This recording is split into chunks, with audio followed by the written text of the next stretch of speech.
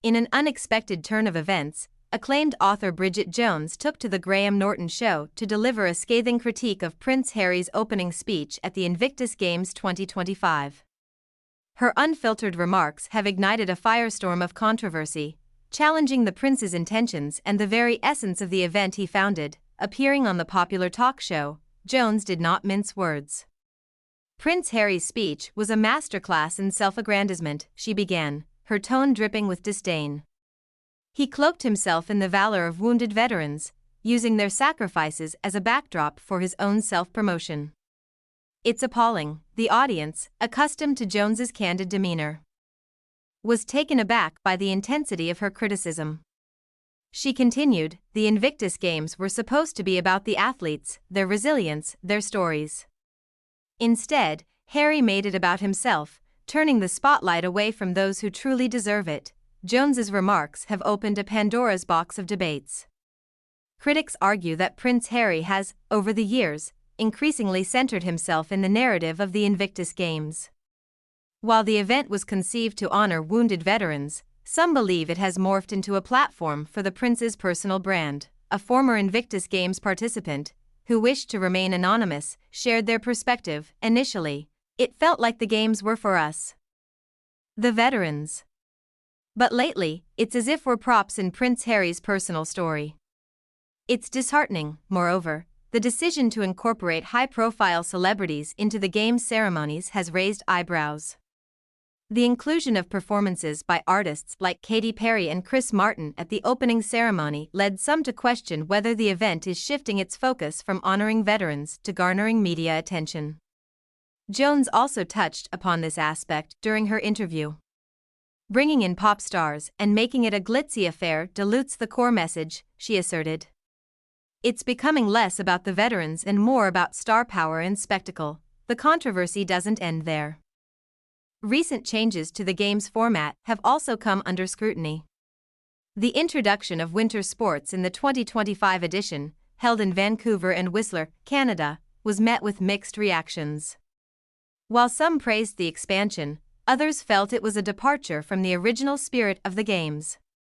An athlete who participated in the biathlon expressed concerns over the use of laser rifles instead of traditional firearms. The lasers malfunctioned in the cold, and snow obstructed the targets, they reported. It felt like decisions were being made without consulting those of us actually competing.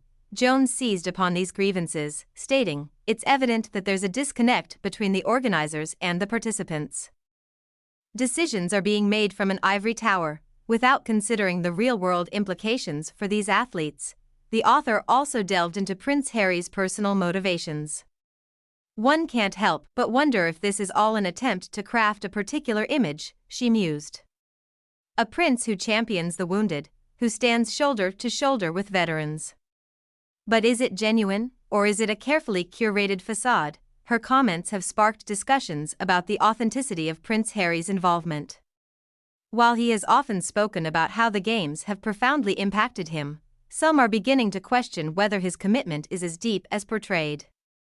In the wake of Jones's critique, social media platforms have been ablaze with divided opinions. Hashtags like #InvictusIntegrity and #HarryHypocrisy have trended, reflecting the polarized public sentiment. Supporters of Prince Harry argue that he has brought much-needed attention to the challenges faced by wounded veterans. Without his platform, the Invictus Games wouldn't have the global reach it does, one user commented.